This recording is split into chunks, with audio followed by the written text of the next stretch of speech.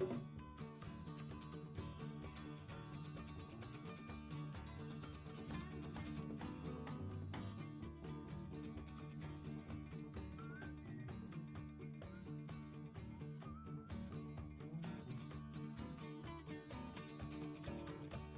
darling, it's been a long, long, lonely winter. Little darling, it seems like years since it's been here. Here comes the sun, here comes the sun, and I say it's alright. Little darling, the smiles are returning to the faces. Little darling, it seems like years since they've been there. Here comes the sun,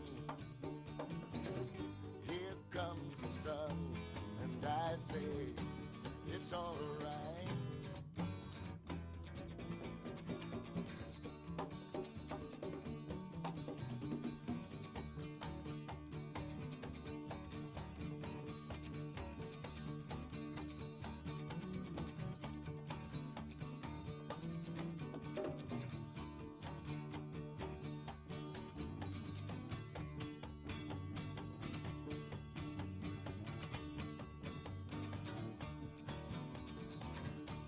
Darling, I see the ice is slowly melting. Little darling, it seems like years since it's been clear. Oh, there goes the sun. Here comes the sun, and I say it's alright.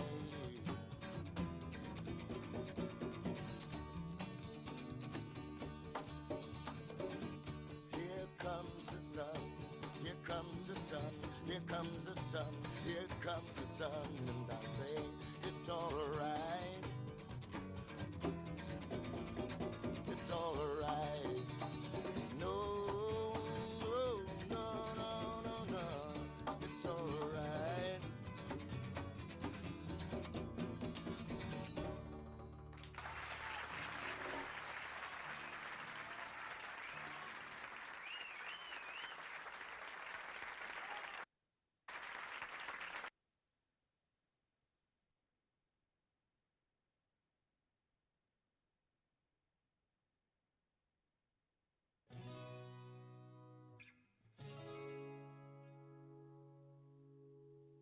I'm not going to talk about doubts and confusion on a night when I can see with my eyes shut. I'm not going to talk about doubts and confusion on a night when I can see with my eyes shut.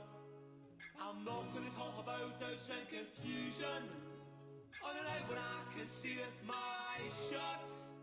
I'm not going to talk about it, I'm not going to talk about it, I'm not going to talk about it, I'm not going to talk about it. I've never been to Ayrshire, Hesh home on Saturday. 60 miles to Kilmarnock to see a band in play. The day was bright and sunny, but the game I won the lay. And it was no Kilmarnock bonnets to make me want to stay. But I'm not gonna talk about it all night when I can see with my eyes shut. No, I'm not gonna talk about it all night when I can see with my eyes shut. When I started walking the West Shore, my eyes obscured my vision. After 10 miles on my way, I began to learn to listen. When I started walking the West Shore, my eyes obscured my vision. After 5 miles on my way, I began to learn to listen. And I'm not gonna talk about it all night when I can see with my eyes shut. I've been saying all night when I can see with my eyes shut. I walked through the country, I walked through the town. I held my head up and I looked down. I walked through the country, I walked through the town. I held my head up and I didn't look down. And I'm not gonna talk about it all night when I can see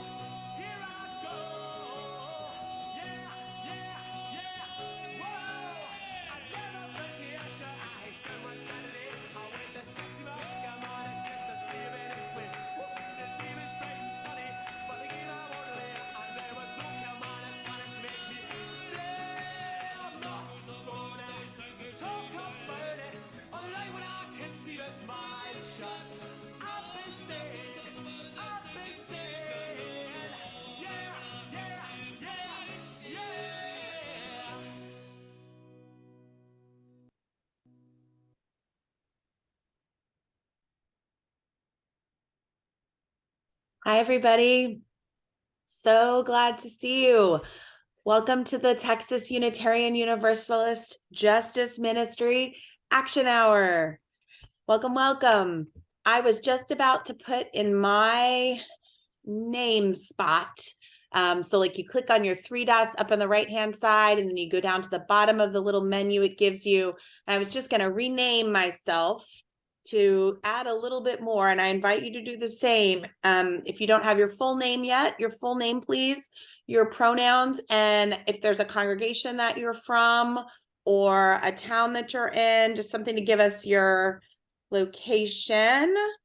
I am going to tell you that I am the Texas UU Justice Ministry Executive Director, and I'm in Bastrop. So welcome, welcome.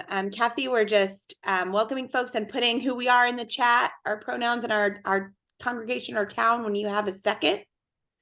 And as folks are coming in, I'm going to offer some welcome music while you're doing that. And this song, we've used it before, I bet, in Action Hour, but maybe not everybody has heard it.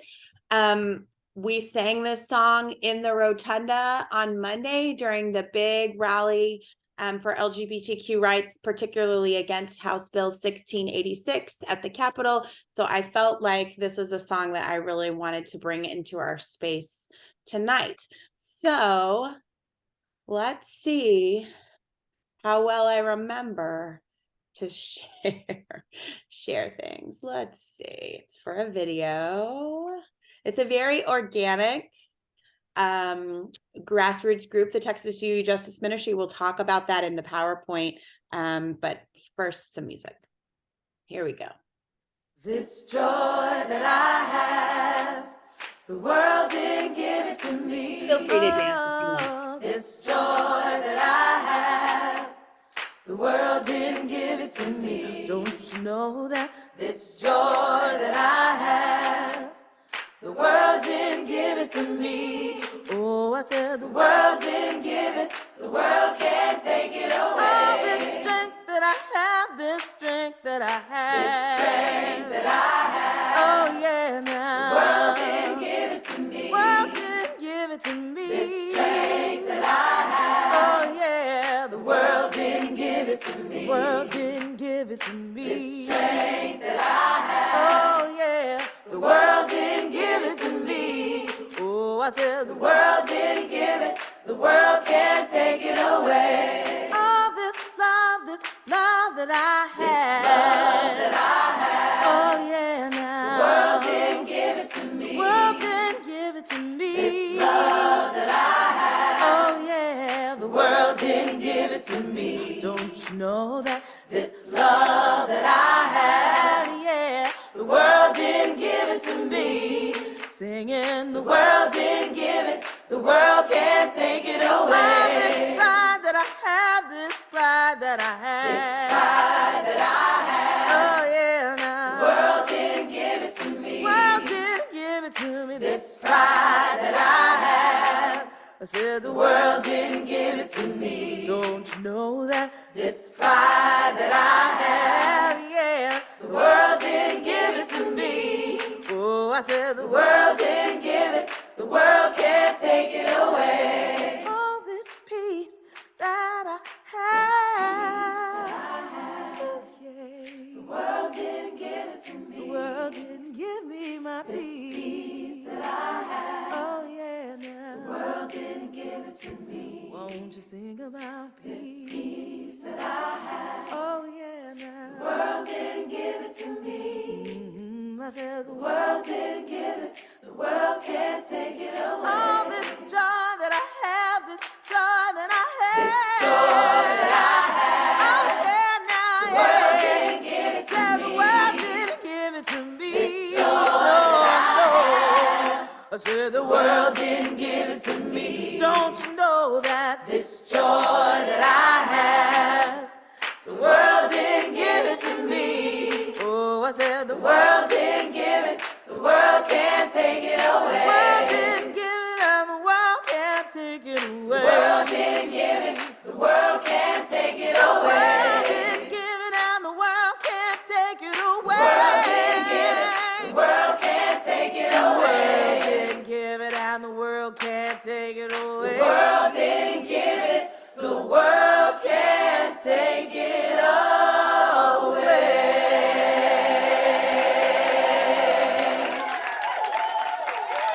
Resistance Revival Chorus believes in the words written by the poet Toy Darracott when she wrote, "Joy is an act of resistance."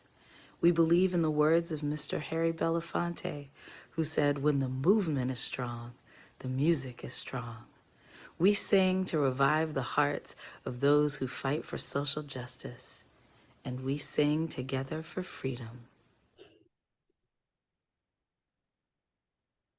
All right. If you're just joining us, welcome. Welcome, welcome to the Texas UU Justice Ministry Action Hour with a special focus tonight on what's going on in the Texas Legislature and the fact that some of us are new and some of us have a lot of expertise in that area and everything in between. So tonight is going to be a time of sharing what those of us have been experiencing on the ground in the last month or so, as well as a time for those of you with that expertise over the years or doing your outreach from home to share what you're learning too. So welcome, welcome. I see some of you have shared who you are in the chat, which is awesome. I also invite you, if you know how to change your name with the 3 dots in the upper right-hand corner of your rectangle, to put it there so we can know who you are. One of the important things about Thursday Night Action Hour is that it is a weekly place for us to develop relationships with each other, for this lifelong experience of being Unitarian Universalist justice seekers and being in relationship with each other.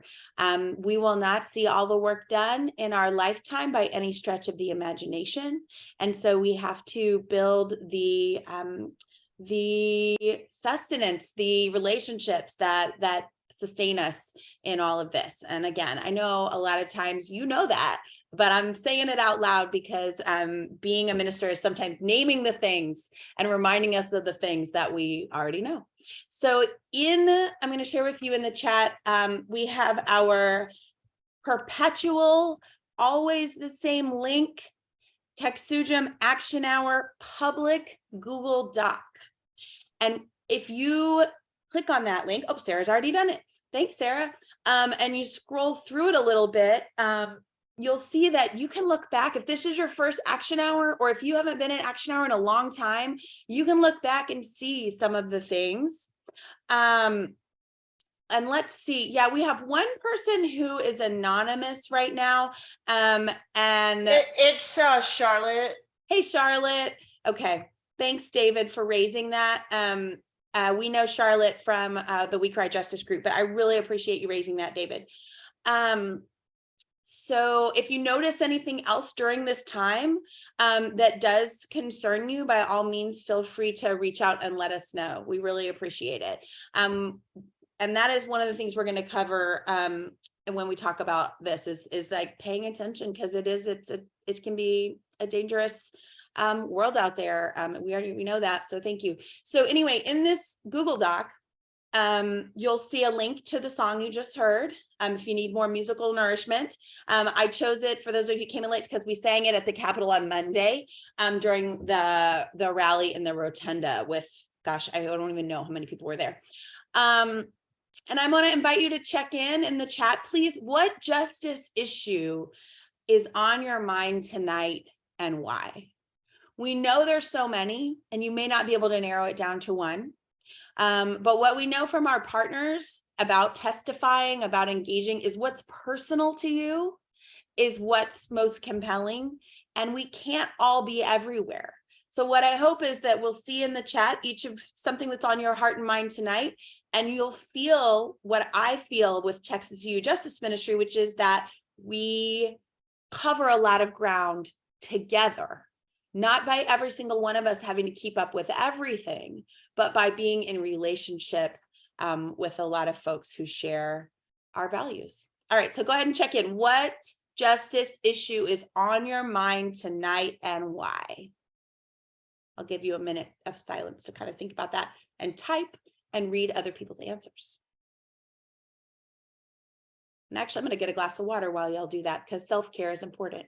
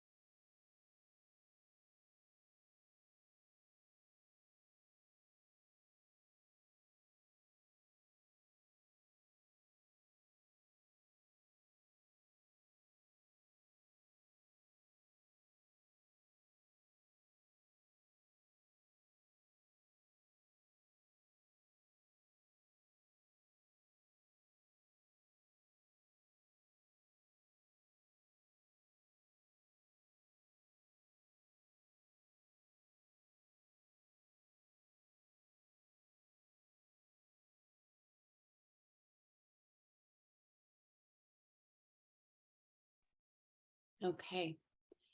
I hope you can see in the chat a range of things and people who care about some of the same things you care about. And I want you to know that I'm looking around this room of beautiful people. And I see a lot of people that I know from here. And I feel good being in this room with all of you as we have this conversation. And I also want to welcome our friends from the Texas Poor People's Campaign who had the We Cry Justice conversation before this. That happens every Thursday as well at 6 p.m. and you're always invited. We'll talk a little bit more about Action Hour and how it works. While you're also typing in the chat, I want to thank Sarah Burrell-Harrop, who is the intern minister for Texas UU Justice Ministry and serves as kind of the team lead for the group of volunteers that take turns running the Action Hour. And a few of them are here tonight. So this is a volunteer effort predominantly, and we're so thankful for all the folks who make it possible. All right. I am going, unless the team has anything they want to tell me, I'm going to bust into a PowerPoint that I have about legislative stuff. Is that cool? And does anybody need to have, or we already talked about, if you need the document to be emailed to you instead of the link, let us know and Sarah can email you the Action Hour document. Okay. All right. So let me see. It's been a minute since I did a PowerPoint, but I think I can do it. Let's see, here we go. Now I'm going to make it into a slideshow. All right, can you see it?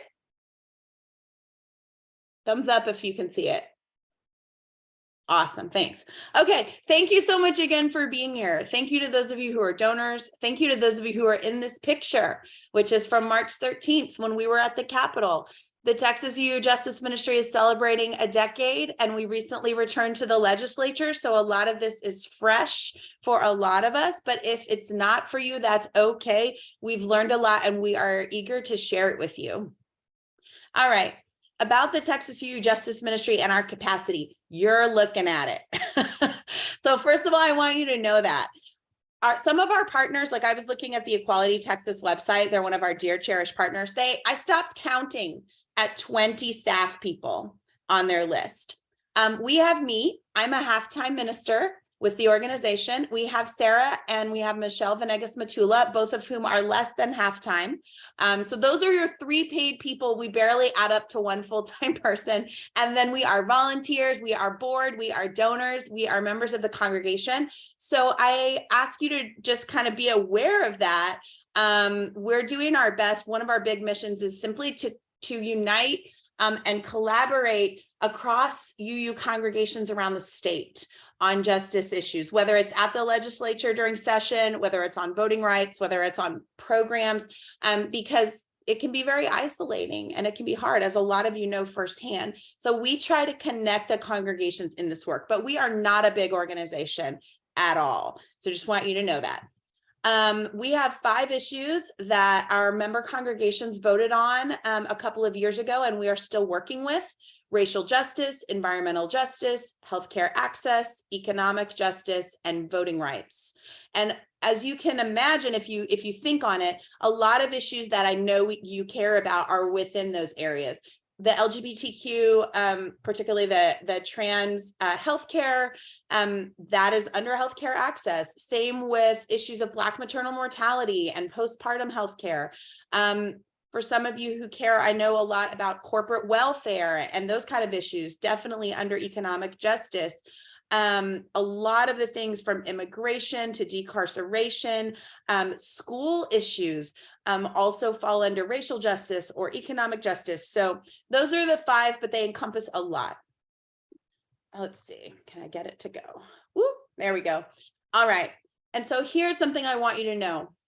The crowds are growing that care about our issues, and we're not going back.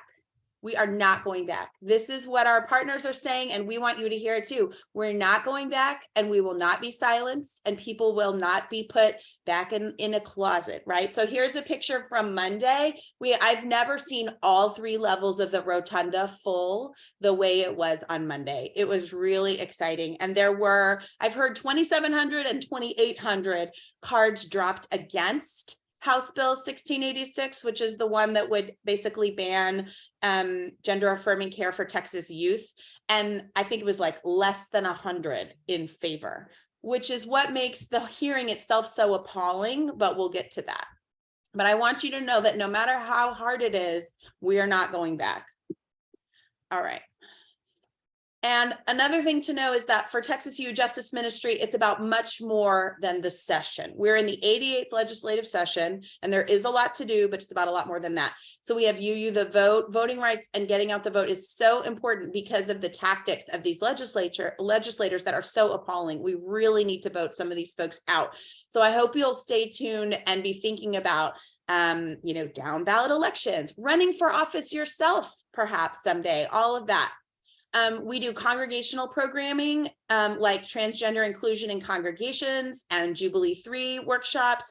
We build partnerships in the community, which you'll hear a little bit more about. We do this action hour every week. This is the place, if you get overwhelmed by all the emails that partners send, that we send for the folks who have time and can do things every day, you don't have to read a single email. You come to this Zoom link every week and we'll be here, and we put sort of the top actions of the week in that Google document and we take them together. You can also go to that document anytime on our website. It's there, and you can do those actions on your own time. And then I put the Houston Chronicle cover that includes me and some of us, I'm sure, in that larger picture, because public witness, being in the media to represent progressive faith and UU values in the public square, is also a role that we play. All right, so now let's talk about the Capitol. Here's one of the things that's dawned on me recently, that the Capitol is like church or Zumba, that when you come for the first time, it can feel awkward. You don't know anyone, you don't know what you're doing, and it will get better. By the third time, you will be practically a pro and can help others. So we recommend coming with a group so that you can get training like one of the legislative action days and not be alone, but you don't even have to do that. You can check out Texas Freedom Network, Equality Texas. They have videos and lobby trainings, and it's your house. You can walk up and knock on a door.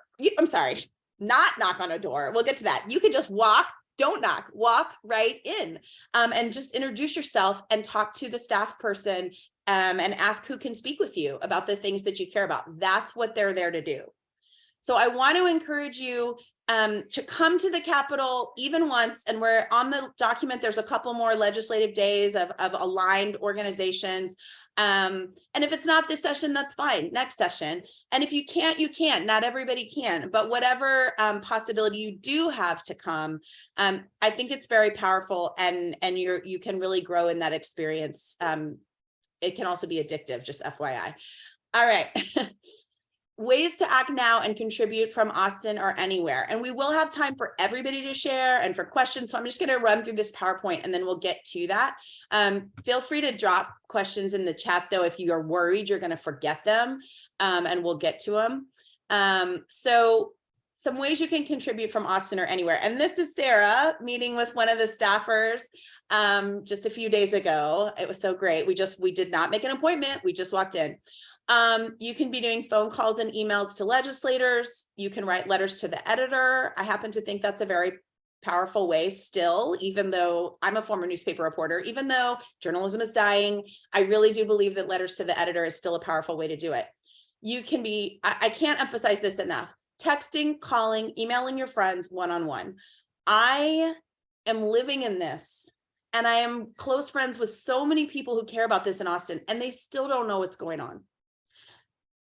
Once you reach out to somebody, especially somebody in Austin who might have the capacity to go in person, but to anyone, once you reach out to them and ask, you can really activate people and get people involved. And people have busy lives. It really matters to hear from a friend to say, hey, I'm really concerned about this issue. Can you use this link to sign this petition? Or can you use this link to send an email with me?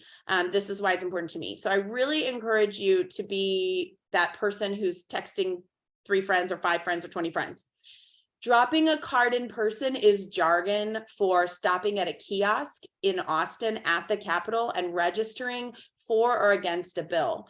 You can also do that if the Wi-Fi is cooperating on your own laptop, or your own phone within the Capitol Wi-Fi network, which sometimes will even work outdoors. Like sometimes I'll sit on the steps in the fresh air. I have half an hour between meetings and just sit and register for and against things. I will say this, they intentionally obscure some of this stuff. You're going to want to know, you're not going to want to just go through and read every bill at face value and vote for or against. You're going to want to have some, information from partners or friends about really what those bills do or not. And as often as you can do it, those of us who have access, regular access to the Capitol, there are different things up for dropping a card every day at this point. And we'll get to the trajectory of the session in a little bit, but different hearings, you basically can drop a card when they're having a hearing or within a particular scope of time while something's in front of a committee. And so time is often of the essence, which is just one of the many ways that the system is not really set up to serve the people sometimes. And then in which case knowledge is power about how that works. You can submit written testimony from anywhere. Not the same as dropping a card, but we'll share a link with you for how to submit written comment. I'm sorry, maybe not written testimony is the right word, but written comment to the House or the Senate. You can provide verbal testimony in person. And that is something that I've typically assessed kind of in the moment. Sometimes I go to the Capitol not necessarily planning to give verbal testimony, planning to drop a card and listen to other people's testimony, but then you might be paying attention to what the messages are, and you might think to yourself, hey, I have a personal experience to share that could refute this, or I have something that is really on my heart to share. And so you might decide to testify. And so when you reach, or when you're doing the typing and stuff, it'll give you options of whether or not you actually want to speak or not. Another thing you can be doing is just amplifying. That means sharing, speaking up on social media and whatever platform you have. You'd be amazed what people are not aware of so much. And this is something I've learned in the last, because I've been at the Capitol at least 2 days a week for the last month. So many of the bills, it is staggering how many of the bills like nobody lays eyes on in terms of the public. They're making these decisions for our lives with almost zero public awareness, and that's how they like it for the most part. And as one of our partners at Equality Texas mentioned in one of the trainings we did, they don't like scrutiny. Some of them don't care what we think, but a lot of them, if you show up in mass and you show them that you're paying attention, they, as Equality Texas, but they can't take the heat.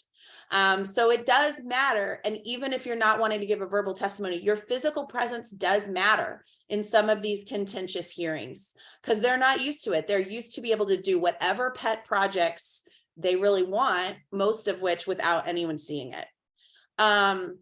All right, you can show up at the Capitol anytime. I mean, not the middle of the night, but and walk into your legislator's office. We have a Texas Impact, which is one of our partners, and I serve on the board, and some of you are in their legislative groups. They have a 10 Commandments document, and if we don't have it handy, we'll get it handy for you. Oh, we already did this one. Sorry. All right. Well, I'm going to pause now and say what else, and invite you, if anybody has something that's like not on the list. What's other ways that you might like to share or suggest for how to act now and contribute, whether that's in Austin or anywhere? You're welcome to just come off mute. Megan just said that she's going to be doing a legislatively engaged citizen training on April 11th. Awesome. Megan, will you share a link to that when you have a moment? And we'll also include it in the follow-up emails that we send out.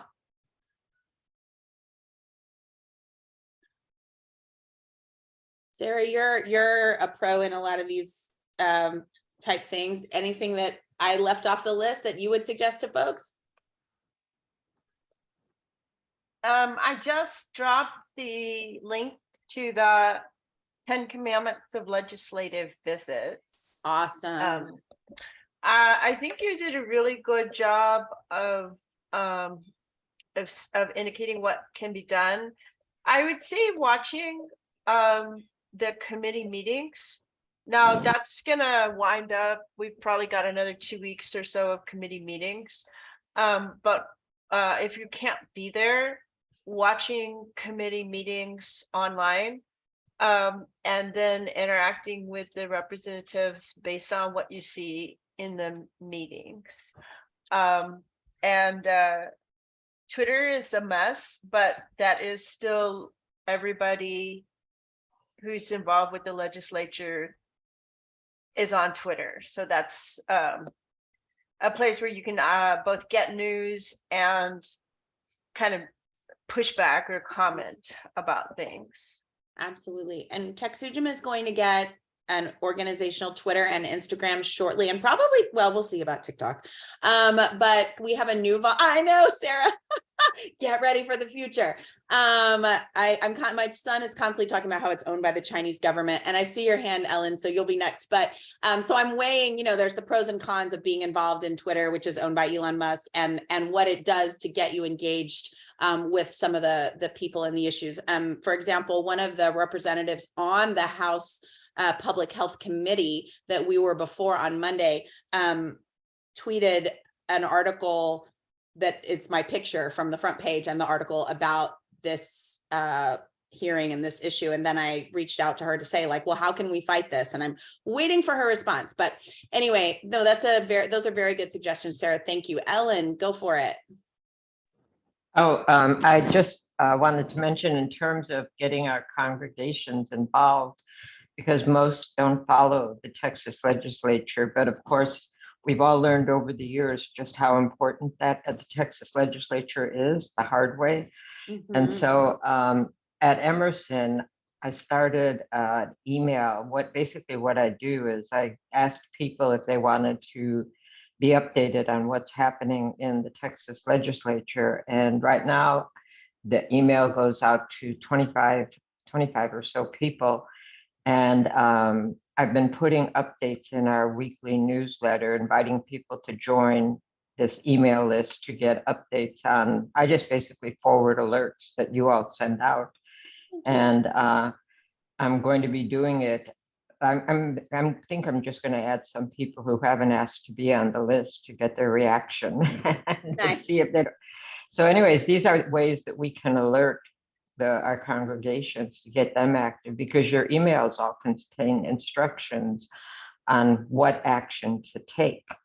And I just include a link on who represents me so that they know how to find who their legislators are. I think our congregations, the non-active people, are kind of a wealth of activism that we can tap into. Thank you, Ellen. Yes, absolutely. And just so you all know, we send regular blurbs to a list of newsletter contacts for all the congregations, but not I know that can't possibly be that every congregation is including it. So I always invite folks to check their newsletters and see if you're seeing stuff from TXUUJM at all, because we're happy to connect with someone different. If we're sending it to the wrong person, we're happy to talk with your minister or leaders about why we send it and why we'd like you to include it, because sometimes I think we're trying to help congregations understand themselves as part of TXUUJM, as all of us being TXUUJM, not the justice ministry being separate, but us all it being yours. I see Kathy, go for it. As you all were talking, it made me think about, the traditional Sunday time period. Are any of the congregations taking the action hour and doing some of that on Sunday with a group? That would be cool. Maybe I'll see if I can figure that out. I don't actually go, but maybe I will. That's awesome. Thank you for that suggestion. I love that. Go ahead. Sarah, were you going to say something, or anyone else? Yeah, I was going to say my congregation that I serve as director of religious education has like weekly programming. So first week, second week, third week, fourth week, and nothing for the fifth week. And so we have congregational stuff that we've been doing in the fifth week, but generally we reserve the fifth week for action hour. And so just print off, like we go in and we look at the the action hour for that week and choose, several actions that make sense, like phone calls or something like that. So that makes sense for that group that people could actually do that, when they don't have their devices. So that's the challenge. Like petitions are a little harder, that kind of thing. But yeah, like that's the whole idea, is to have that really kind of rhizomic kind of burst of activity that just kind of keeps digging kind of deeper into your congregations. And one of the things that, I'm sorry, my child is reaching out to me and I'm asking her to call her dad. One of the things that I feel like is important, because I've heard from many people like, oh, I just want to move to Austin this time of year. Because once you come to the Capitol a couple of times, it really is like you want to be doing it all the time. My son didn't want to go back to school. He came with, both my kids came with me from 8 a.m. to 12:30 at night on Monday. It was a full and gorgeous day of activism, and they were hooked. Which is why our voices are like this. But my son didn't want to go back to school the next day. He came with me to the Texas Freedom Network Day. He's 11. It was amazing. He was in a press conference, everything. It took me a while to get him back to school. I understand why people would want to just pack it up and come to Austin and just like give him hell every day. And we really, really need you to be calling from all the other places, because otherwise they're just like, well, it's just those hippies in Austin who can drive to the Capitol. They need to hear from you from everywhere. And those calls and emails really matter. And those contacts during the off season in the home offices or even now. So just know that what you do from home deeply, deeply matters. So as much as I like to encourage people to come to the Capitol, what you do from home is so important too. All right, I'm checking the chat real quick and then, yeah. All right, let's see what else we got. So what a joy it is. Oh, Sarah, your hand's up before. Yeah, I actually do have kind of a special opportunity, which would involve going to the Capitol. So here's what it is that the abortion bills, the reproductive justice bills haven't come in front of public health yet. Or the different committees, because there's like 5 committees that it could come up in. And I'm a member of a team with Texas Impact that's tracking these bills, and they're looking for sort of people to commit to be able to cover like a day for if a hearing comes up on a Tuesday, like that somebody will come and they will be there on Tuesday to testify. So if there are folks here that have a particular interest in abortion and reproductive justice issues and are willing to travel to Austin, you would have a day or so of notice, because there are notice requirements in the House. The Senate doesn't have rules, they're more like guidelines, but the House does have rules. So just contact me, you can just chat me, or I'll drop my email in the chat. And then because what I'm thinking is that an individual wouldn't necessarily have to cover the day, a team could. So if I could find a team, then like we, the UUs, could cover a day for this purpose. Very cool. Thank you, Sarah. Okay, so one of the great joys has been deepening partnerships with some of our partners, Equality Texas, and apologies for the acronyms, TFN stands for Texas Freedom Network, and quite a few others, the Transgender Education Network of Texas, the organizations that we worked with, Faith in Texas, Friendship West, in the rally on March 13th, lots of different partners around different issues. I've been getting to know folks at Public Citizen because one of our UU members leads over there. Environmental groups, same story. Texas Civil Rights Project, same story. We have UUs everywhere, and it's really awesome. And so some of the key pieces of advice, this picture is of Brad from Equality Texas giving a training in one of the hearing rooms on Monday. You own your story. You don't need to be an expert on anything other than your personal story. And I was preaching about this a little bit at the fellowship in Houston on Sunday. And I think a couple folks who consider themselves experts were offended. They were like, experts are important. I was like, it's not that experts aren't important. We do want to listen to people's expertise. And what really resonates for you as a Texan coming to give your testimony or to write in your testimony or to write your letter to the editor is your personal story. There are also talking points from any of the partner organizations, usually on their websites. And if you can't find them for the issue that matters to you that you're working on, certainly feel free to reach out to us. But again, as I shared earlier, our capacity is we are not a giant organization. So if you can find it on Google, find it on Google, and then let us know what you found. But if you can't find it and you need help, obviously reach out to us. Just most of you know, but our email is TXUUJM@gmail.com and our website is TXUUJM.org.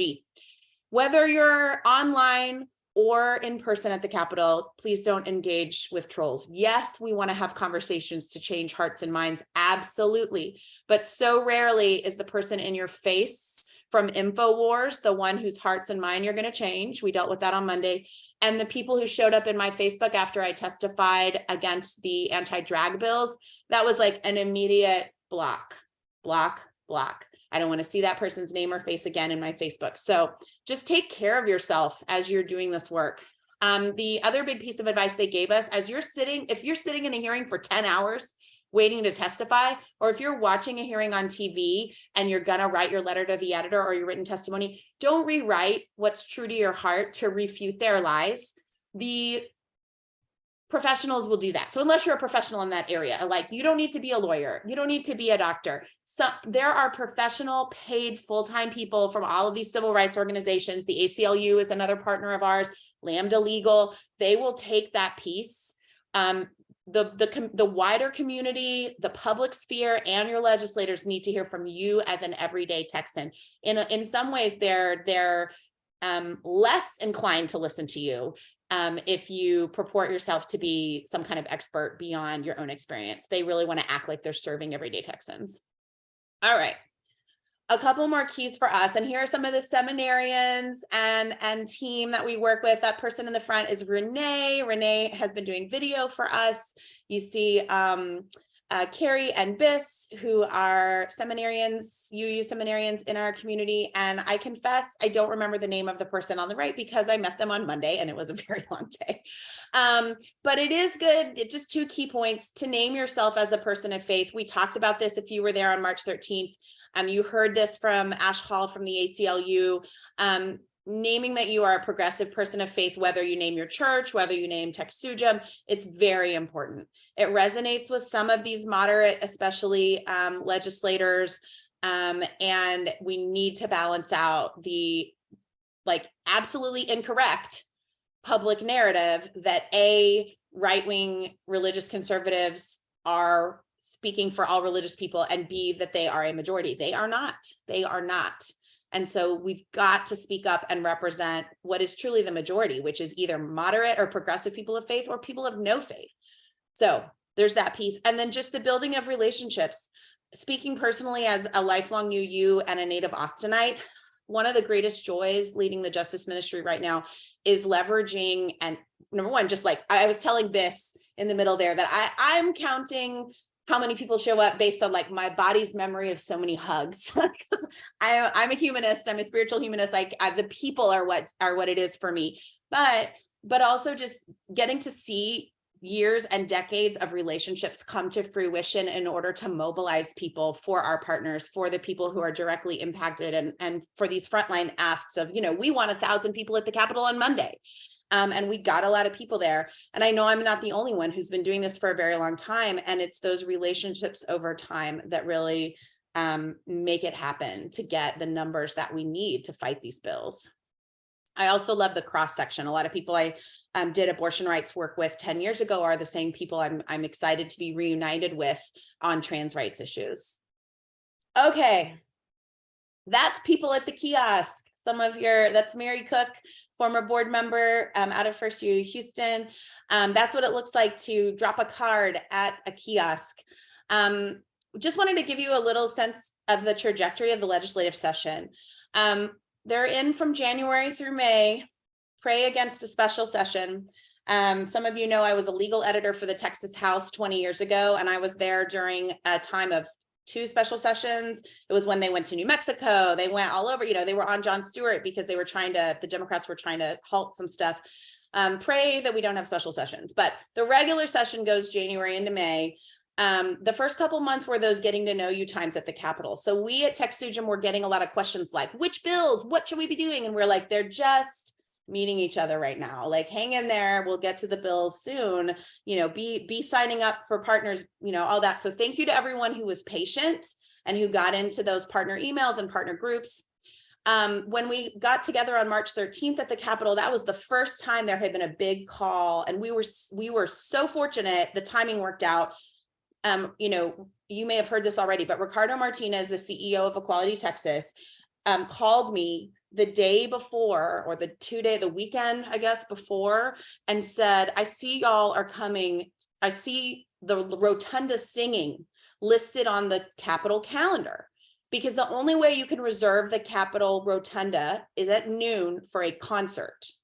So we did Justice songs and hymns, and then we included some context for those, which is how we talked about who we are. But so that was on the schedule. When they found out what was going to be coming up, and at this point, I can't even remember what bill we were fighting against that day because it's been such a blur.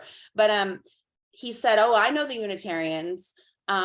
Maybe there'll be a lot of them in the building. And so he called me and I said, oh yeah, we're expecting to have about 150 people. And he was like, oh my gosh, whatever we can do to support you, you know, can we get you a safe room? Can we get you this, that, the other? Because it made such a big difference for them to have allies in the building to drop cards against the bill that we were fighting that day. And then it's basically been that way ever since, right? We've needed to get people there against these bills. But March 13th was really the kickoff of when the committees were meeting and we could fight these bills. So now we're in committee time.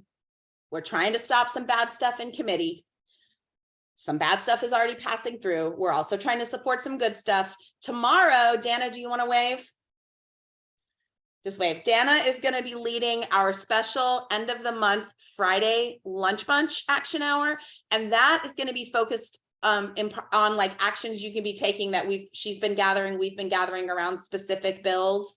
Right now, we're kind of talking about the big picture, but there'll be a bunch of bills in this next chunk tomorrow. And even if you can come tomorrow at noon, same link, awesome. If you can't, it'll be in that action hour document that you have. All right, so we'll have more chances to do that big level response with our partners at the House and Senate level.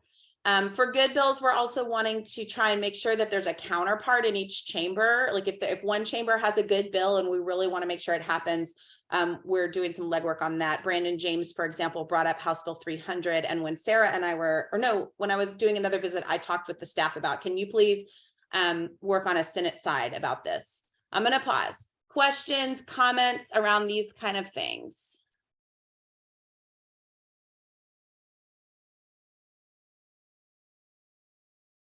I'm looking at the chat. Y'all are welcome to just speak up, or if things I'm saying aren't making sense and you want a clarification. Okay. All right. We'll keep it moving then. We're almost done. Some of the things I want you to know is really, this is lifelong work with love and friendship at the center. This is Michelle Venegas Matula, our organizer. This is Tomi Fatunde from First Dallas. Both of them are on the steering committee of DRUM. DRUM is meeting this weekend in Austin, having their regional gathering, as are Allies for Racial Equity in Austin. I trust Sarah will maybe drop some links in the chat about that if this is the first you're hearing about it, and we'd love to invite you to that. But the relationships, the friendships, it's so amazing to see folks, you know, coming into town for this stuff. And then over here you have Ricardo Martinez, the CEO of Equality Texas, and Ash Hall, one of the advocacy or policy folks for the ACLU. I have known and been seeing them for a long time in different roles, along with many other leaders of organizations. And it's just a beautiful thing to get to be in the room with each other, just as it's a beautiful thing to be in this room with you and to get to see you. So again, all of our partners emphasize, and I feel this way deep, deep, deep in my heart, no matter what they throw at us, our love is stronger. The truth that we have inherent worth and dignity is stronger than the fear that some of these legislators have of members of our friend, our friend group, our families, us, for some of us in this room, I'm sure. And I look at my kids and the way they view the world, and how much more they understand than I understood when I was a UU kid. And I have a lot of hope. And so I just want you to know that. And then I just want to open it up to some more open sharing and Q&A. What have been your experiences around legislative work? What are your questions? What pro tips do you have that I didn't cover? Are there certain bills that you're just dying to say to everybody else, this one is terrible, this one is good? I just want to open the floor to all of you, and I'm going to stop the share. Thank you so much for listening. It's a lot of my voice, and it's a tired voice, so I appreciate you all and taking it in with me. Thank you. This is Megan.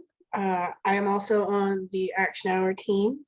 There are just two things, I guess 3 things I wanted to bring to everybody's attention real quick before I have to go.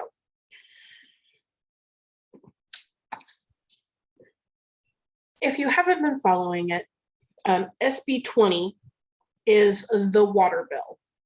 We're going to be talking, this is talking about water security, long-term water planning for Texas. There's a lot of stuff about flood management in there. There's a lot of stuff about, securing water sources for population centers and making sure they have adequate water for their growth projections. And there's a lot of funds that they're appropriating towards that bill out of the surplus. And once there will be federal money heading down that pipeline as well, once the Inflation Reduction Act starts gearing up. So I highly recommend SB 20, just something to keep an eye on. If you're in the Austin area, Hill Country Alliance is keeping a really good pulse on that. They have an excellent newsletter with some really great water staff, and they're following that very closely.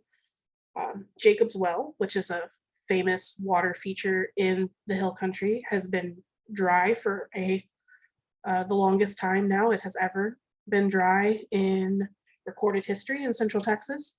So that's a big, big deal. You're asking if it's a good water bill. It's the good outweighs the bad, largely.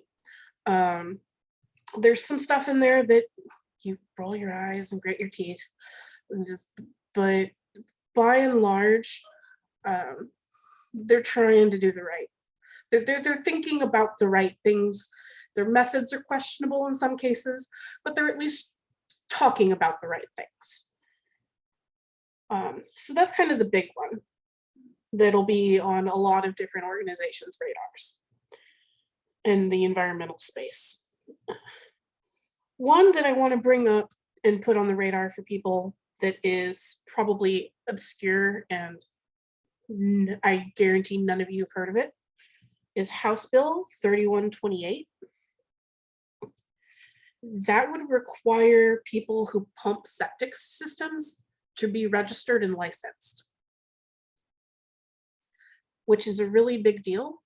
Because right now, anybody can service septic tanks. You don't have to, as long as you have a truck that can do it. And that causes a lot of problems environmentally because it's not always disposed of properly. There's a lot of safety hazards and a lot of the systems can be easily damaged by somebody who doesn't know what they're doing. And then it's on the homeowner to kind of deal with that and the expenses that come with having to replace a French drain septic system, which can run up into the thousands of dollars. So that's a small, obscure bill that, especially if you have a rural senator, you can get them to push very easily. That one is in the House Environmental Regulation Committee currently. It would have been discussed this morning. It'll still be pending. So they need to hear from people that that's something that, yes, we want to exist. The only reason I know about that one is because I work at TCEQ and I am in the department that would have to issue those licenses. super obscure, has zero press, but is something that would be a big solid win in the environmental sector, and health and safety as well. And then kind of the third bullet point I wanted to toss out before I leave today. The House bill is 1505. The Senate bill, the companion bill to that, is 1397. And that is the sunset bill for TCEQ. So the Texas Commission on Environmental Quality is basically Texas's EPA. And they're not good at, they're not great. And it's really easy to see why. If you were to Google TCEQ mission statement and read the 2 sentences that come up, you will find the problem at the end of sentence 1. And the problem is that the agency's environmental mission has this giant caveat that says in accordance with sustainable economic development. So basically, we will regulate oil and gas as long as Valero says it's okay. We only have the chance, like if you're not familiar with the sunset process, which most people aren't, every state agency, every 11 years gets a complete deep dive review and possible overhaul. And those bills are required to pass. The governor must sign them before the end of regular session. And those just continue and reauthorize the existence of those state agencies. There are 3 big ones up this session. TCEQ is one of them. The other ones are the Water Development Board and the Public Utilities Commission.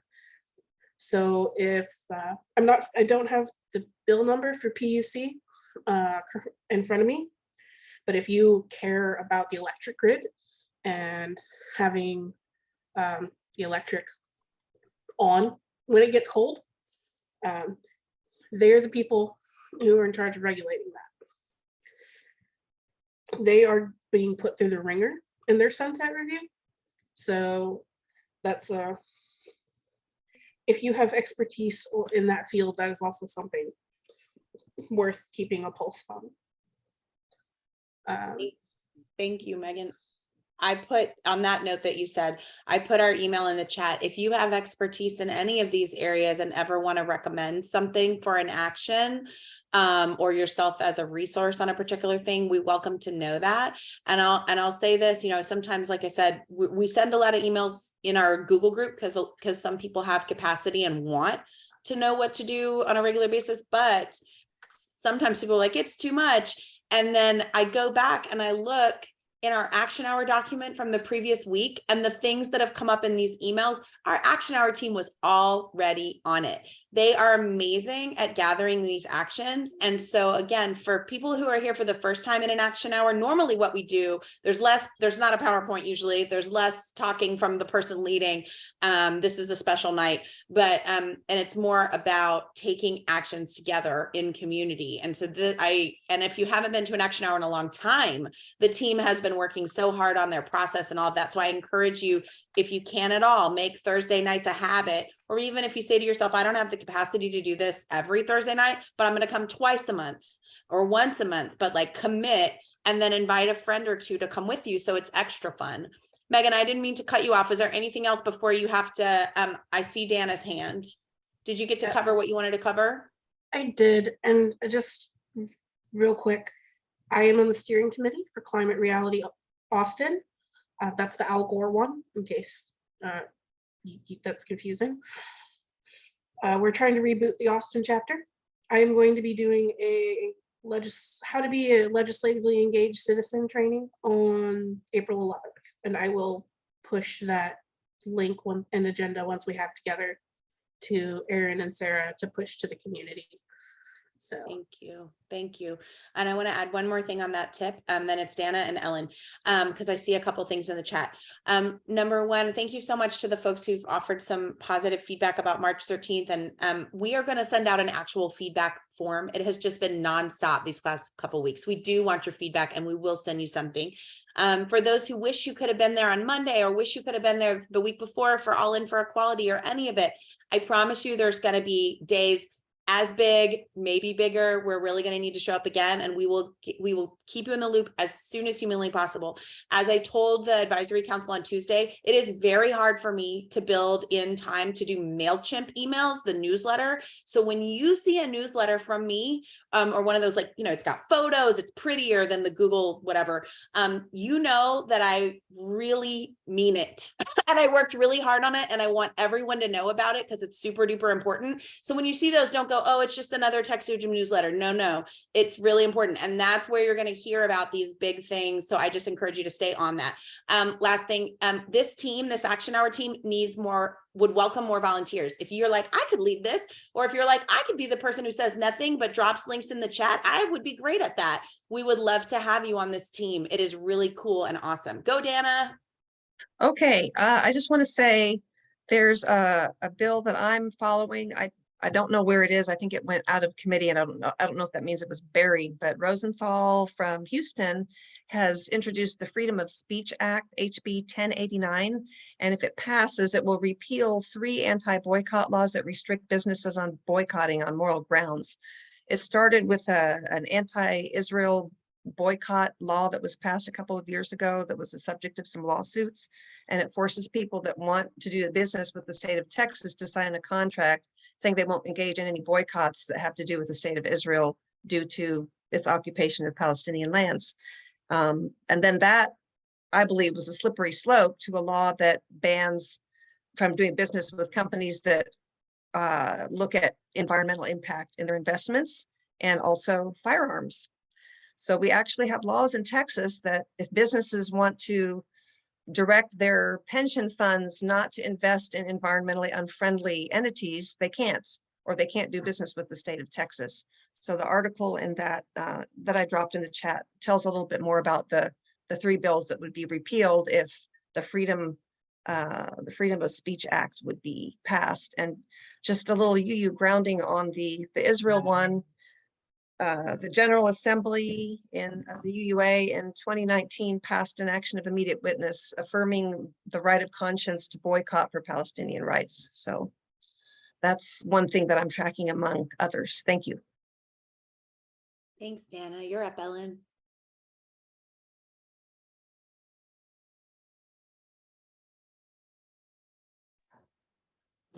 Oh, thank you. This is more of a question. Please. I think that these action hours are wonderful, and the focus on the Texas State Legislature is also wonderful. And I also think that your alerts I'm getting from collaborating organizations like Equality Texas and Texas Impact, those are also wonderful. And I'm passing that on to our newsletter and our members of our congregation. So we're working really hard, and you guys are just working phenomenally hard. Now, this is the question. Texas was. I was like, I love this question, Ellen. Keep going. Texas was gerrymandered in 2010, and it was even more badly gerrymandered in 2020. And it's beginning to look like one of the ways that the legislature looks like a very difficult hill to climb.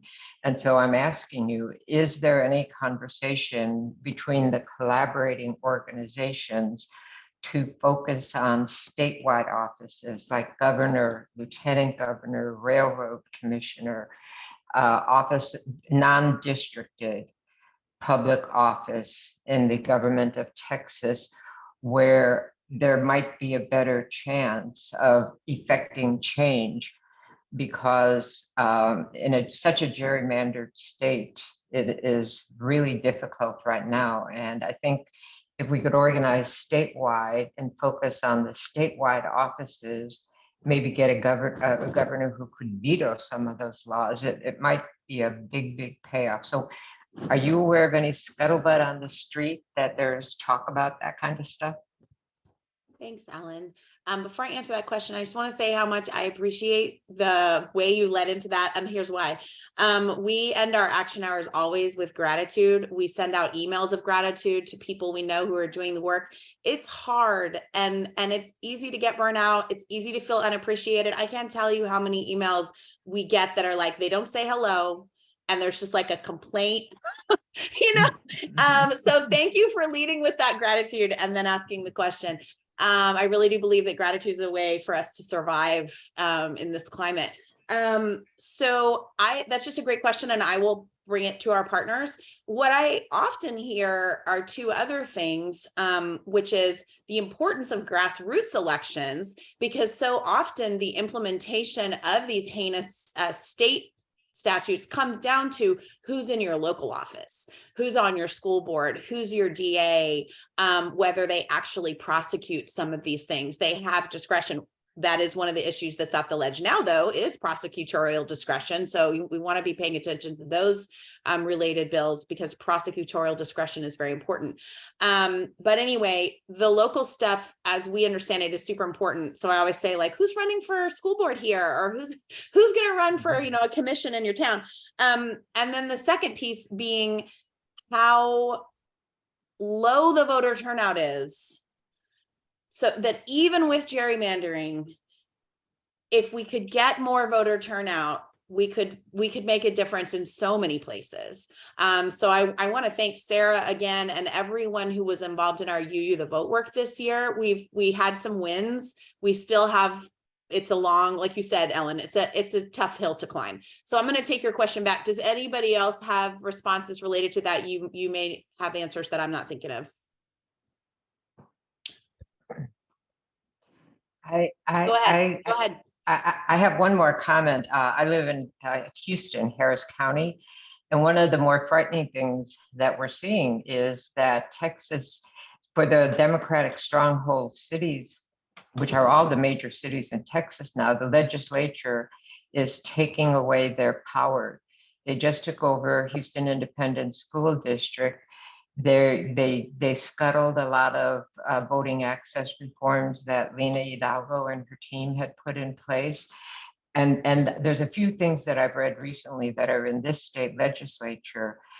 I personally would like to see focus on that, because we are trying at the local level, and then the Texas state legislature comes in and says, well, we're the top dog around here and we're going to take that power from you. They've done it time and time again. I think that needs focus. How can we reform in that kind of an environment?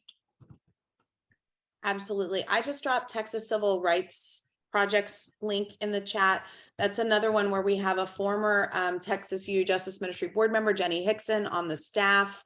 And that's one that I think provides some actions around what you're talking about, Ellen, and anyone else who has an organization. I think Texas Impact has a group around some of this, Sarah, but absolutely all the stuff that you named, Ellen, is like up for grabs in the legislature right now. So I invite everyone on this call to be paying attention to anything you see in your email around voting rights, stuff around voting at college campuses, around municipal. That was one of the ones we were dropping cards on earlier in the week as well. There's an image, if you go to the Texas UU Justice Ministry Facebook, I took pictures at the Texas Freedom Network Day on Tuesday of all of the issue pages and that day's snapshot, which I think included some of the bills around municipal issues. Okay, I'm sorry, I didn't mean to jump in before you, Kathy. Go ahead.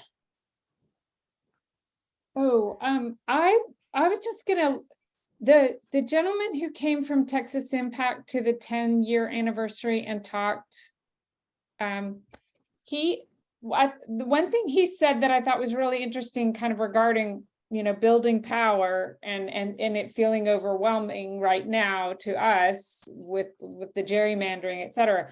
But he mentioned that on the other side, on the conservative side, they spent about 14 years looking for those local races, looking for those close races, and really working the primaries to keep getting somebody more and more conservative elected. And when you're in a primary and then you have a runoff, it's like not many people vote in primaries, then even less in runoffs. So, you know, it's just something, it feels like a long time to spend 14 years to build that political power back up, but at least it's possible, but takes time. Absolutely. And if your church would like to hear from Josh Houston, that's who Kathy's referring to. He came and spoke to First UU Austin, or to a group meeting at First UU Austin. It was like Women for Democracy or something like that. They will come and speak to you.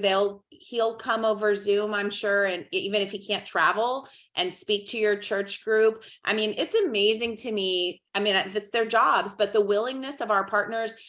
Somebody from the ACLU came and just made an announcement from the pulpit at my invitation on Sunday to get more people to the Capitol on Monday. Same with Adri Perez, who was at our thing. I invited them to come to the congregation of their choice. I was like, what congregation do you live the closest to? Do you want to come on Sunday and make an announcement to try and get more local people to the Capitol on Monday? And so they said, I'm closest to Cedar Park, and they went to Live Oak and made a TikTok video with Reverend Joanna, all of those things that we can do to help people understand. And so Josh would be one. I'd be happy to connect any of you with him just to see, his availability or willingness to talk to your church group or any of that. What is his name again? Josh Houston. And he's the lobbyist basically for Texas Impact. And I want to share with you, for those of you who don't know the framework, you have your congregational social justice work that's local and really important. Local work is so important. And then for those who have more capacity, then you have the Texas UU Justice Ministry to be involved in statewide collaborative UU work at that level. Then if you have even more capacity, Texas Impact is our interfaith statewide progressive advocacy network with people from many faith backgrounds, myself serving on the board along with another UU, Annalise Cothran in San Antonio. But that's how we met the people who led the rally on March 13th. That's where, a lot of our stuff comes out of. So just to give you a sense of it's congregational, it's statewide UU, and then it's interfaith statewide. And essentially you're a member of all of those. All of those are part of, you have access to. Other questions or comments from folks? No question is too big or too small. Can I lift up the online comment, the action about that? Yes, Is that please. all right? Okay. Go for So it. I dropped it in the chat a little bit ago. Maybe while I'm describing this, Dan, I can go find it and repost it. So Reverend Aaron was talking about being able to post online comments, which are messages that the committee members can read. That only works for the House. The Senate is its own issue. So on Monday night, they did hear, as Reverend Aaron was telling you, 1686, which would curtail gender affirming care for trans youth. And when the chair announced that she was cutting off the testimony, she also indicated that she would leave the online comment portal open until tomorrow, Friday. And that is unusual because it's usually closed when the committee ends that day. So I have put, and Dana has posted a link you can follow to the page to leave that online comment, as well as Equality Texas talking points about that issue. And so I would definitely encourage you to draft a comment and submit it by tomorrow. The other side is soliciting comments as well on Twitter. And so we want to continue to be putting those comments in there. Will it make a difference? I don't know, but I think it makes a difference to impacted people that were trying. It makes a difference to us to build power and solidarity together and build our faith voice about these issues.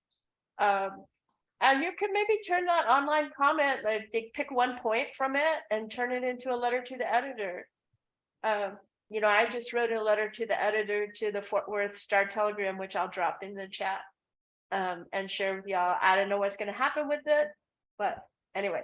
So yeah, so that was all I wanted to bring up. Thank you, Sarah. You raise actually a very important point that I meant to put in a slide, and maybe I'll add it in the slide before I send you the slide, which I will send you the deck, and we'll send you all the pertinent links and everything. But our partners talk about that too. Even if the person sitting across from you as you're testifying to a Senate committee or a House committee isn't looking you in the eye, you know you're never going to change their mind. It still matters. It matters that everyone in the room, especially when you're testifying on issues where religion has been used as a weapon and is still being used as a weapon in these very committee hearings themselves, is actively being used as a weapon. It matters that you as a person of faith affirm the people who are being harmed, show the love, share your story about why you're in their corner or our corner or your own corner. So it matters in that way. It matters because there will be more stages in the fight. And so you'll have this for the next time, and the partners will have it. It matters because it'll be on the public record. All of these things are kept. And it also matters in potential, who knows, in potential legal challenges, to be able to say 2,800 people oppose this thing and less than 100. This is not the will of the people. I mean, the court of public opinion matters. So there's a lot of ways that it matters. And there's a lot of ways that you have power and the community has power. And it's not just that person sitting across from you and what they think. So I put some things in the chat about lobby days. The links don't work in what I copied into the chat, unfortunately, for some of it, not all of it, but some of it. So that Google Doc, again, is where a lot of the links are. Other questions, other things that have come up for folks?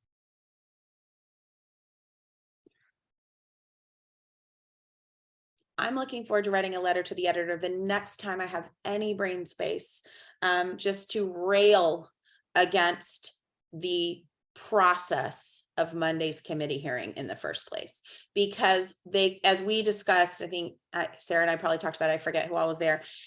They could have had people testify in the order from which you got there. So like the person who registered to testify at 6:45 in the morning could have gone first. Or if you didn't want to do that, you could do kind of an equitable thing where it's like, okay, we have 50 people against for every 1 for. Well, we're going to hear from 50 against and then 1 for, and then 50 and 1. But instead, they spent all that time asking truly harmful and asinine questions of the invited witnesses that go first, hours. And then they went 1 to 1, 1 to 1, with the last like 10 p.m. to midnight that regular people got, to make it look like it was somehow an even conversation. And I guarantee you, so many of the witnesses in favor of 1686 were from out of state. It was clear that a lot of them did not even have the experiences they were describing in the state of Texas. So it was an abomination. And that is my next thing, is to write a letter to the editor. And if you look in that action hour document, if you scroll down a little bit, you'll find a Google spreadsheet for all the letters to the editor, or the majority of them, that Sarah has put together, where you just how to submit. You can submit in your town, but as far as I'm concerned, you're a concerned citizen of Texas, you could submit to every paper. And I have done that and had letters run in like 10 or 12 papers. I don't see anything wrong with that. So it's what you have time and capacity for, and it's what whether you feel your message, would resonate in more than just your home community. But I encourage you, it's so important that we represent our values in the public square. those are some of the main things that have been on my heart and mind. I'm going to ask for questions one more time, and then I'll have kind of a closing thought.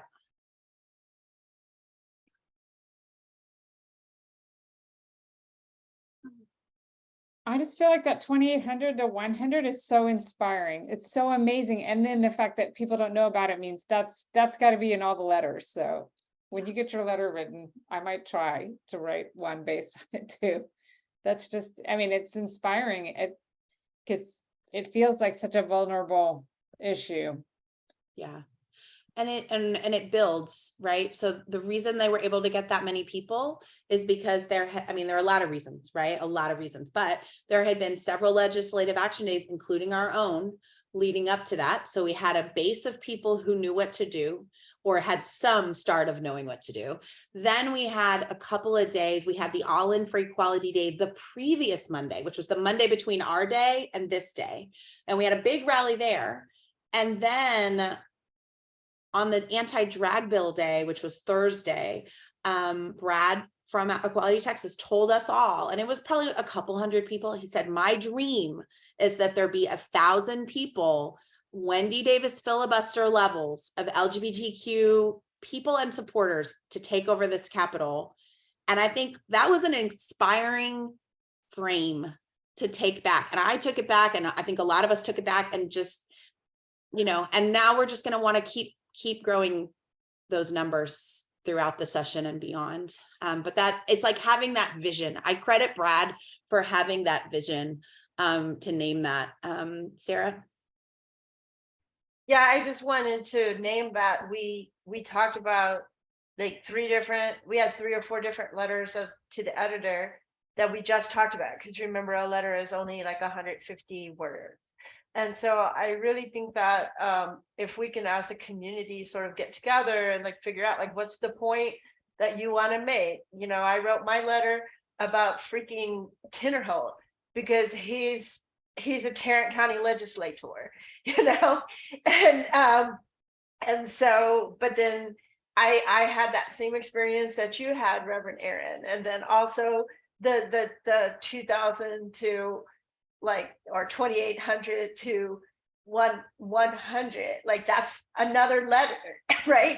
There's 50 letters to the editor that we have out of just what happened Monday, and you don't necessarily have to have been there to be able to write the letter. Like if you heard this story, a compelling story from somebody, reach out, and you want to write a letter, reach out to us. And then because I just got printed in the Dallas Morning News, so I'm kind of done with that. But I think like as a practice, like we could have a community that does this and really works on moving the narrative in a different direction. Absolutely. And our North Carolina State Action Network siblings over there in North Carolina, they'll do celebratory graphics every time somebody gets a letter, or like every so often. There was one that was like, like Linda got another letter with like confetti. And we have a new volunteer. Those of you who are from First UU Austin know Leo Collis. Leo is our new communications volunteer, and he is ready to go. He's like sending me graphics, sending me videos. I can't even keep up. So Leo can be making your like celebratory letter to the editor graphics if you like. There was one other thing I wanted to tell you. Oh, so if you sign up for the Equality Texas emails, if you're not getting the one yet that comes directly from Ricardo Martinez, that's the daily digest, and you may not want it, that may be too much, but if numbers interest you, Ricardo sends like, this is how many cards were dropped against, and this is how many for on the one we were working on yesterday. And look at these numbers, in addition to here are the ways to take actions on the next thing. But it's really powerful to see how he compiles the numbers and the results of our work on a daily basis. So I would say if you don't feel like you've seen that in your inbox, because I'm not sure, I think that's like a next level sign up. You might reply to an Equality Texas email that you have, or once you sign up for their main one on their website, equalitytexas.org, and just reply and say, hey, I really want to get those daily digests from Ricardo and like daily what bills are up today, because I think that email list is really great. And I say the reason why I set up this Zoom, the way I don't run the action hour, I let the team do it. There's a lot else to do as the ED. But the reason why I volunteered to do this is because I'm telling you, a month ago, I didn't know any of this. And I have worked in the Capitol. The pandemic, I mean, we're all coming back. There's a lot to learn. There's a lot I still don't know. I'll be learning along the way. We'll all be learning along the way. But it's amazing what you just can kind of learn in relationship, in going and coming to a night like this, in becoming a somewhat of a regular at Action Hour, or go to the, if you can't do Thursdays, usually go to just the monthly Friday, final Friday lunch bunch, something, just pick something to make your regular practice. And I mean, honestly, it's changed my life. My son on Monday, as those of you who read the email, he said, this was the best day of my life. And this is a kid who didn't want to leave the house. He only wanted to play video games. He's going to run in here and tell me to stop talking about him. But he was so happy. And it's so powerful to be in these communities fighting this fight, even though it's hard. It's still, I can't recommend it highly enough. All right, Dana. I just want to make another plug for what was plugged before, which is the gathering that's happening this weekend for Allies for Racial Equity and Diverse Revolutionary UU Multicultural Ministries. I can't make it. I'm really sad that I can't make it. I really believe in these two organizations. If you haven't heard of Allies for Racial Equity, it's a group of white UUs that are very committed to combating racism, and they are accountable to Diverse Revolutionary UU Multicultural Ministries. And it's a national conference happening in Austin. It's free. You just have to get there. They'll provide food. If you want to donate, that's great. And it's probably not too late to register. And I'll try to find the link and put it in the chat again, if I can. If not, you can look up UU Allies for Racial Equity, and it's on that website. Awesome. And I want to share the screen with y'all one more time.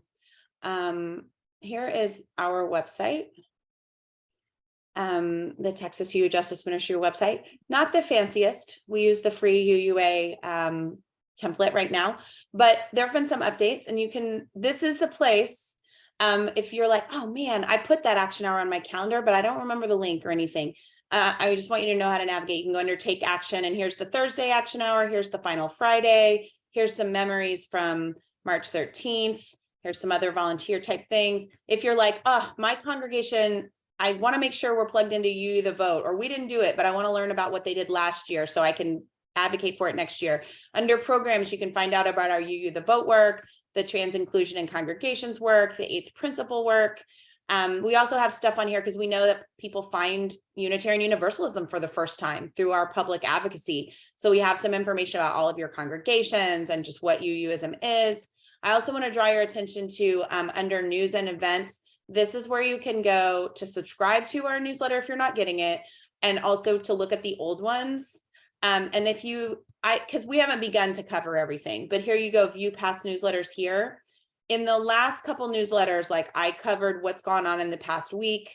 There was our call to show up, and I also shared the video of my testimony from the Senate hearing last week. So there's some things you can kind of catch up on if you're just curious, and then you can join the email list there as well. It's not a fancy website. It takes a little moving around, but once you move around with it a little bit, you'll be able to find, I think, the things the donate button, of course.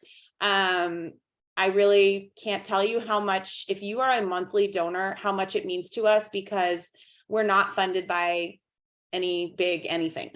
We're funded by people and the congregations. And so when someone donates monthly as a sustaining, it helps us budget. It helps me know, like, when can I add more hours to our organizers' time? When could we have a communications person, which we need so badly? So those monthly sustaining donations help so much. But if you're not up for that too, there's also the one-time thing here. And so I just want to thank all of you, because I look around this room and I know how y'all are doing a lot. You have volunteered. David was a photographer on March 13th, which was an incredible gift. Thank you, David.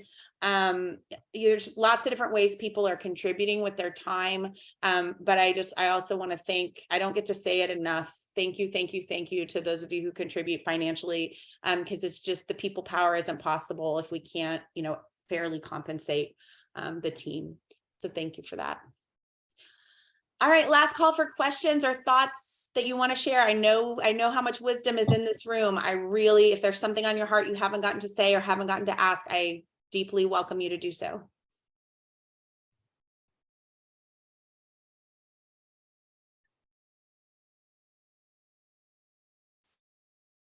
All right, then I'm going to invite you to check out, please, in the chat with a word or a sentence, maybe like an action you are committing to taking next. How does that sound? One thing that you're going to commit to do. I know what mine is. I'm going to commit to write a letter to the editor between now and the next couple days. And submit it, not just write it. I'm going to submit it. All right.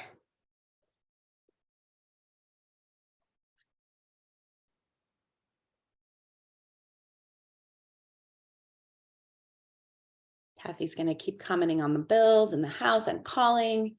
Sarah's going to send gratitude to the Texas Freedom Network for a great lobby day. It was a great day. David Shantz is going to be planning our Justice Ministry meeting to lift up the work. Thank you, David. Thank you, Northwoods. Jan, thank you for everything you do. Jan is on our board and does a lot of work behind the scenes. You can only imagine. She's our treasurer and does a lot of admin. Jan Fredine, is that how it's pronounced, Jan? Jan Fredine, one of my Zumba friends, is going to write to a legislator about House Bill 1686. Ellen's going to publicize Action Hour again at Emerson. Thank you. Maria's going to go to the Capitol and drop cards again next week. Yay. And let me just say this. We have 20 congregations. There are 40 congregations around Texas. We have 20 that are really active, 20 that did the postcard campaigns, 20 that had at least someone at the legislative day, and a handful more that are active with us. If from those 20 congregations, there were 2 people at Action Hour a week, that'd be 40 people. If there were 5 people on average from each congregation, that'd be 100 people from those 20, not even the 40, taking these collective actions together. That would be huge, huge. So often these bills, I mean, no comment, maybe a handful of people. So if we had 40 to 100 people in this Action Hour every week doing this, if you invited 1 friend or 4 friends, it would be amazing. There are about 40 congregations. Some of them are very, very small, 10 people, 20 people really struggling. The pandemic, I think, potentially knocked out 1 or 2. But there are about 40, and we try to reach all of them. And there's not always somebody with capacity, because in those tiny ones, it's very hard for them to do everything, but we try. 40 in Texas UJM or 40 UUs total? 40 UUs in the state of Texas, 40 UU congregations in the state of Texas. Wow. Yeah. Okay. Yeah. What does that seem like, a lot or not a lot? Not a lot. But I think I just wasn't thinking very straight, because like Houston's a very big place and we have maybe 4 or 5, but that, you know, there are not that many big cities in Texas. So yeah.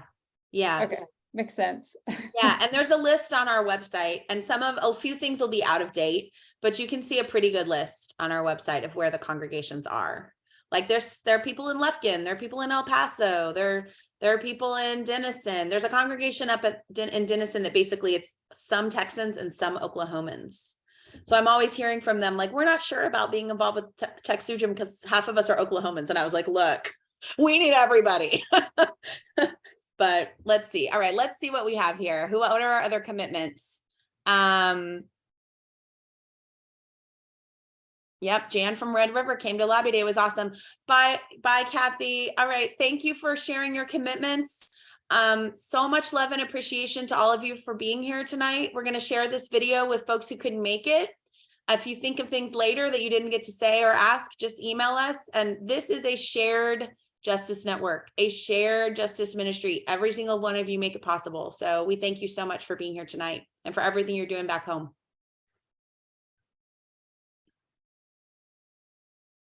Great to see you. Hope to see some of you tomorrow at noon, and some of you next Thursday, and some of you at the Capitol. Yeah, invite a friend to come on Friday, even if you can't. There you go. Spread the word. Take care, everybody. More power to you, Aaron and Sarah, all that you're doing. Thank Appreciate you. your Yeah, thanks for taking this month because